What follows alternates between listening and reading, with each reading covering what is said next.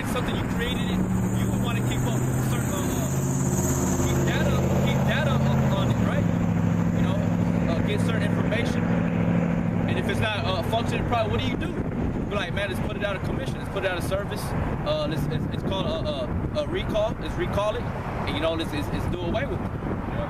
That's how I was trying to say. He's a grand designer. He's a master. A great master. So, but man, y'all gotta pay. Again, man, there's not enough saying it today. Y'all people gotta pay.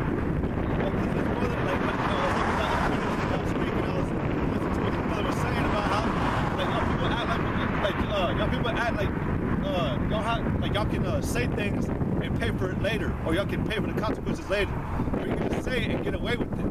It's not like that, man. The most y'all escaped too many times. Ecclesiastes 14. Sirach was speaking about how the enemy had. He was saying that he marveled at how a man could have had, or if a man had escaped the hand of the Most High, it was a marvel to him because he didn't know how he did it. Because the Most High, he was always, you look back in history and the accounts of all the Israelites and everything that went on since the time at the beginning of the earth, you see that the Most High, if something happened, he was there. He put the smack down on it, and he took care of business. But not today. It's just like it said in Acts 17, that today y'all just speak, y'all do all this wickedness, but the Most High is winking at y'all. Like now, today, y'all are doing all this stuff in front of his face, and to where he would have, in that time, man, he would have just came at y'all like nothing. But he has mercy and grace to the elect, so he can round them up real quick before he does come back. And then shall you see. You know, where was that from? Then shall you see that the Most High was never kidding, man. This is Proverbs 18 and 21. Death and life are in the power of the tongue, and they that love it shall eat the fruit thereof. And they that love it shall eat the fruit thereof. So whatever you put out, you're gonna eat of that fruit. You wanna speak wickedness. Right? You're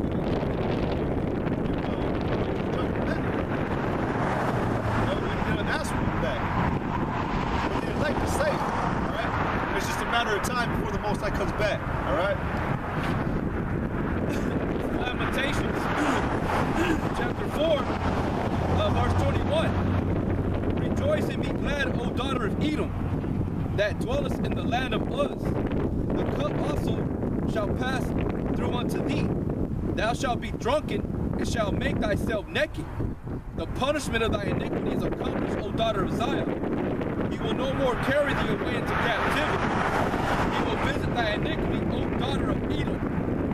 He will discover thy sins. Right, so like the brother just said, that he does not know your imagination, the thoughts and intents of your heart.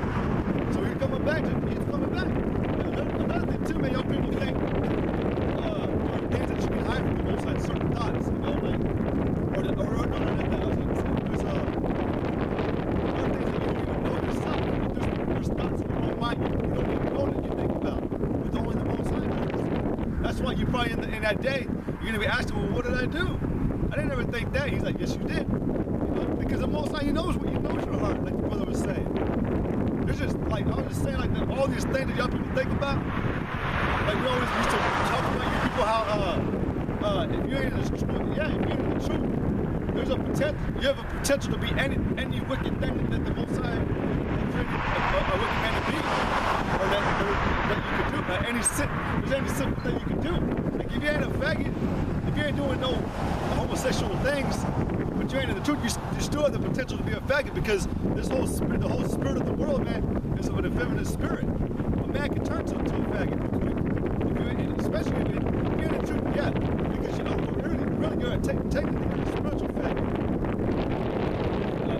People that think that they don't understand homosexual, but some people say that they're convinced that you have to be born out. Right, but you could be normal throughout your life. Wickedness, alongside, and allow your life to be transformed into that which is not created. And it tells you that in Romans. It tells you that in Romans. Yeah, is there a spirit of judgment? Once you're born, you may not know it as a little boy, but when you get older, yeah, that's possible too. But also, you can be so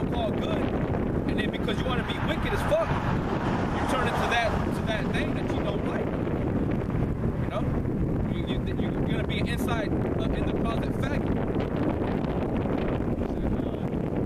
Yeah, the spirits work like that, man. They can turn you quick. Powerful beings. And those the left-hand spirits and the right-hand spirits, they exist. They're in the heavens. Okay. You got a spiritual, angelic force, and you got a physical angelic force, which is the elect. Lord willing, where are those men? Whoever they are, they're angelic. Okay? Because the word angel, because of the Greek word, the pronunciation is anglios, which means messenger. So, the Greek. And all it means is messenger. Okay? Those that bring glad tidings. Okay, that's exactly what we do. But going back to the point, them spiritual beings are powerful, man. And the Most High Gate is giving them authority to do what the Lord allows them to do.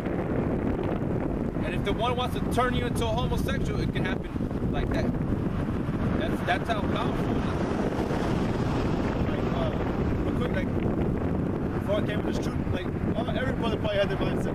That mindset of saying that there are certain things in your life that you would never want to do. Like you vowed, like you made a something to yourself, a promise to something you would never want to do. And I know for myself there was things that I did, not speaking homosexual or other, but there was things that I told myself I didn't ever want to do. But I ended up going to it because I was wicked. I mean, every brother's wicked, every brother's wicked. I'm just an example that you can't having that mindset of never wanting to do something that the brother is talking about. It's nothing to the spirits, man. The spirit can overcome that mindset, like the brother said, real quick. It can be turned. That's why the Lord says we have to be humble. Because if not, man, you can fall. Take something by yourself. That's nothing, man. Y'all need the wrong side. Otherwise, if you have it, turn it to its third. This is Isaiah 29:15. Woe unto them that seek deep to hide their counsel from the Lord, and their works are in the dark, and they say, who seeth us and who knoweth us? Right, basically, like the brother said, not being humble, but you're trying to do it craftily, being sneaky in a mischievous person, being wicked as hell. That's a wicked thing. You're trying to hide something from the Most High. Like we always bring the example, hiding in your bathroom doesn't mean you're hid, man. Hiding in the closet. The Most High sees that. There's no such thing as privacy in the world, man. The scriptures tell you in Jeremiah 23, 24, I believe, or 24, 23, it says, it's not my spirit for this earth, it's not my spirit for the earth. Is there any that can hide themselves from me? You get that from the story of Jonah. He was trying to hide from the Most High, and he couldn't. There's nothing you can. The scriptures tell you that everything that is in the dark shall be made manifest in the light. All your wicked acts. The Most High says in Ezra, he says that he knows what you think in your heart, and that he's exactly searched it out. There's no messing with it. Going like back to Ezra 15. The Most High, he don't miss what you're thinking about, and he's got you marked. This is Jeremiah 23, and Jeremiah 23 and 21. I have not sent these prophets. I'll start at 20. Jeremiah 23 and 20. The anger of the Lord shall not return until he hath executed, until he hath performed the thoughts of his heart. In the latter days ye shall consider it perfectly. I have not sent these prophets, yet they ran. I have not spoken to them, yet they prophesied. But if they had stood in my counsel, they had caused my people to hear my words, then they should have turned from their evil way, and from their evil of their doings. Am I a God at hand, said the Lord, and not a God afar off? Can he hide himself in secret places? I shall not see him.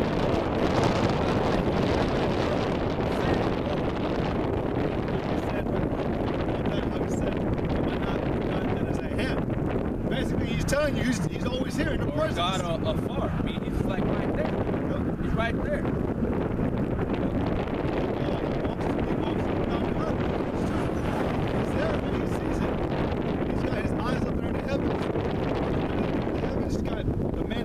watching, and you got everything is watching.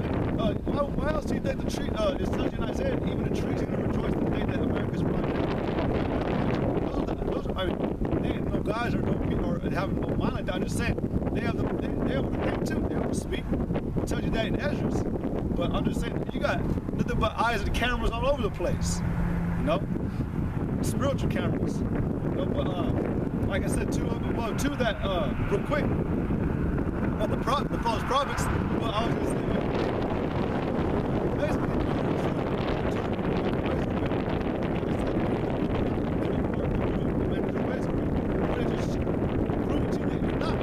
you're not in this truth. Everything that y'all put in, y'all are right about is wrong. You don't have the right mindset because y'all have this. You think you can hide everything from the Most High, or that you're pure in your own minds. You are spiritual. This is the account of Abraham entertaining the angels.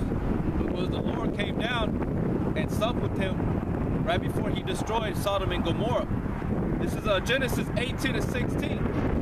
And the men rose up from thence and looked toward Sodom, and Abraham went with them to bring them on the way. And the Lord said, shall I hide from Abraham that thing which I do? Right? Because our job is not to hide this truth from you too. So that look at the Lord's attitude towards the man that he called friend, Abraham. You know what I'm saying? He told him the truth. Okay? So we out here telling you the truth. And you can see Abraham's attitude. He didn't rebel against Yahweh Shem Yahushua. All Abraham really mainly did. I'm gonna continue to read, but I'm not gonna read all the way to the end of that conversation. But Abraham basically asked the Most High to have mercy on the people of Sodom and Gomorrah, up to like 10 people. Okay? And going back to Genesis 18 and 17, and the Lord said, shall I hide from Abraham that thing which I do? Seeing that Abraham shall surely become a great and mighty nation, and all the nations of the earth shall be blessed in him. For I know him, that he will command his children and his household after him, and they shall keep the way of the Lord to do justice and judgment, that the Lord may bring upon Abraham that which he has spoken of him. And the Lord said, because the cry of Sodom and Gomorrah is great, and because their sin is very grievous, I will go down now and see whether they have done altogether according to the cry of them, which is come unto me, and if not, I will know. So they probably thought they were hiding it, but the Lord, all the Lord got to do is make His presence known, not His presence known, but visit His creation or pay attention to His creation, and He'll know. He'll know by their actions. He's not dumb. Yahweh Shem Yahushua, he's not an idol. He's not some idol sitting up on your entertainment center. He's a living God, man. He's up there. Okay? That's why he's always rebuking and cursing out them false idols, because you people, y'all fear those things more than the living power, which is in the heavens. It's spiritual. He even tells you they can't hear, they can't speak, they can't see. He hears and speaks and sees.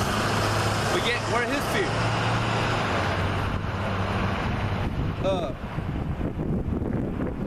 But yeah, you know, so he heard that the cry of the sin of Sodom and Gomorrah was very grievous. So basically it reached up into heaven, man. It caught his attention. No good cry either, man. Yeah, it was no good cry. It was wickedness, man. Basically they were like celebrating for their freedom. They're like a fucking hippie. They celebrating and dancing around, you know, because he's free. You know, you don't have to literally speak a word. You could just be rejoicing through your actions. You know, but all that comes hand in hand. You're gonna show it through your body. You're gonna show it through your language, your speech.